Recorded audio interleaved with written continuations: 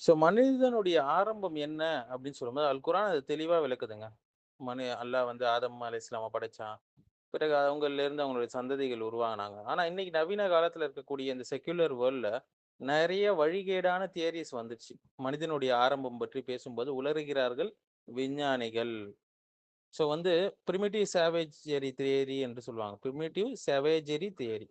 மனிதன் வந்து ஆரம்பத்துல காட்டுமிராண்டியாக இருந்தான் என்ற கோட்பாடு. ஸோ நவீன உலகத்துல பரவலா சொல்லப்படக்கூடிய ஒரு கருத்து என்ன, மனுஷன் ஆரம்பத்துல அறிவில்லாதவனாக இருந்தான். குகைகள்ல வாழ்ந்தான். காட்டு மிராண்டித்தனமா அவன் இருந்தான். பிறகு மெதுவாக நாகரிகம் அடைந்தான் என்று ஒரு கதைய சொல்லுவாங்க. இந்த சிந்தனை பல மேற்கத்திய தத்துவம் மற்றும் சமூகவியல் கோட்பாடுகள்ல நம்ம பார்க்க முடியுது. ஆனால் அல் குர்ஆன் மனித வரலாற்றை முற்றிலும் வேறுபட்ட கோணத்துல காட்டுது. மனுஷன் இருளிலேருந்து ஆரம்பிக்கல. வஹீயுடைய வெளிச்சத்திலேருந்து தன்னுடைய பயணத்தை ஆரம்பிச்சான். அடுத்து ஸ்டேட் ஆஃப் நேச்சர் தியரி என்று சொல்லுவாங்க. மனுஷன் ஆரம்பத்துல குழப்பமான ஒரு வாழ்க்கையில இருந்தான். சில தத்துவவாதிகள் குறிப்பா தாமஸ் ஹாபிஸ் போன்றவங்கலாம் ஆரம்ப மனித வாழ்க்கை எப்படி சொல்றாங்கன்னா, வன்முறை இருந்தது, பயம் இருந்தது, பாதுகாப்பின்மை இருந்தது, அவனுக்குள்ள ஒரு குழப்பம் இருந்தது என்று அப்படி ஆரம்பிப்பாங்க. அவங்களுடைய கருத்துப்படி மனுஷன் இயற்கையாகவே ஒரு சுயநலவாதி என்று சொல்ல வராங்க. குரான் இதுக்கு என்ன பதில் சொல்லுதுன்னு பார்த்தீங்கன்னா, குரான் வந்து ஆதம் நபியுடைய வாழ்க்கைய அழகாக சொல்லுது. அல்லாஹ் நேரடியாக அவர படைச்சான். தன்னுடைய கைகளால் படைச்சான். அவருக்கு அறிவு கொடுத்தான். அவருக்கு ஹலால், ஹராம் கற்றுக் கொடுத்தான். குடும்ப வாழ்க்கை ஆரம்பிச்சது. அல்லாஹ்வை வணங்கக்கூடிய ஓரிரை கொள்கையில அவங்க இருந்தாங்க. ஸோ முதல் மனித வாழ்க்கை என்பது மிருக நிலையிலேருந்து ஆரம்பிக்கலங்க. மார்க்க வழிகாட்டுதலோடு கண்ணியமாக ஆரம்பிச்சது. அடுத்தது சோசியல் எவல்யூஷன் தியரி சொல்லுவாங்க. அது எப்படி சொல்லுவாங்கன்னா, சவேஜரி, அதுக்கப்புறம் பார்பாரிசம் வந்தது. அதுக்கப்புறம் சிவிலைசேஷன் வந்தது என்ற கோட்பாடு. சில சமூகவியல் கோட்பாடுகள் நம்ம பார்க்கலாம் நவீன காலத்துல. மனித சமூகம் வந்து 3 நிலையில வளர்ந்துருச்சுன்னு சொல்லுவாங்க.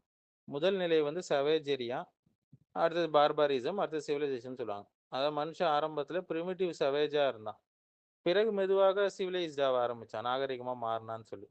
இந்த கோட்பாடுடைய பெரிய பிரச்சனை என்னன்னா, இந்த கோட்பாடு மனுஷனை வந்து ஆன்மா இல்லாதவன், ஒரு கடவுளுடைய வழிகாட்டுதல் இல்லாதவன், வெறும் உயிரியல் உயிரினம் என்று பார்க்கப்படுது. ஆனால் குர்ஆன் வந்து ஆரம்பத்திலே ஆதம் அலைஹிஸ்ஸலாம் மனிதனை அறிவு கொண்டவன், ஒழுக்கம் அறிந்தவன், அல்லாஹ்வுடைய வழிகாட்டலோடு இருந்தவன் என்று சொல்லுது.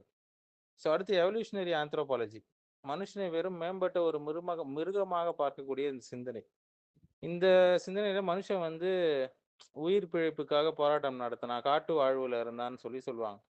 ஸோ வலிமை அடிப்படையிலான வாழ்க்கை இவற்றிலிருந்து வளர்ந்தான் என்று சொல்லப்படுது.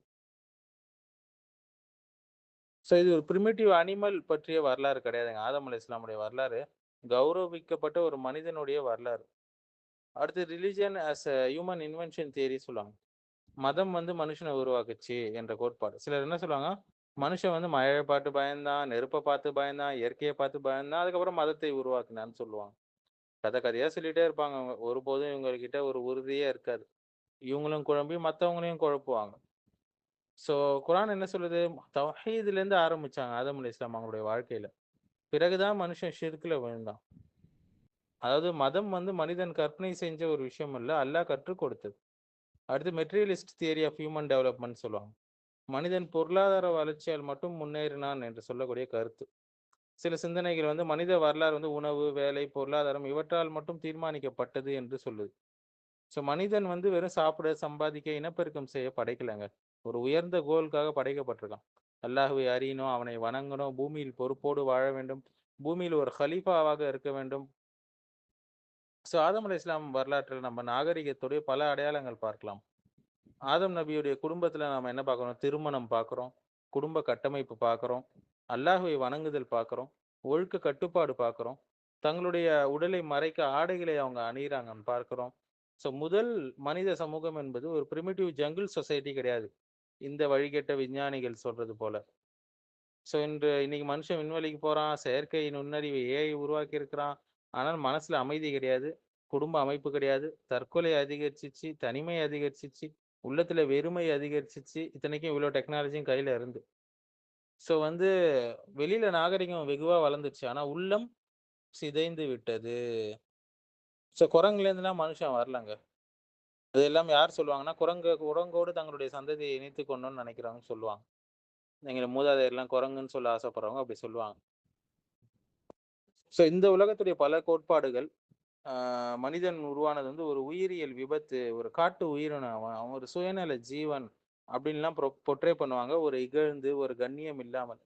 ஆனால் அல் குர்ஆன் அல்லாஹ்வுடைய படைப்பு மனிதன். பொறுப்புள்ள ஒரு உயிர், ஆன்மா கொண்டவன், கல்வி அறிவு கொண்டவன் என்று இப்படி இன்ட்ரோடியூஸ் பண்ணுது. ஸோ மனிதன் எப்படி வளர்ந்தான் என்பது அல்லங்க, மனுஷன் எதற்காக படைக்கப்பட்டான் என்பதுதான் முக்கியமான கேள்வி. இந்த கேள்விக்கான முழுமையான பதில ஆதம் நபியுடைய வரலாற்றில நம்ம பார்க்கிறோம்.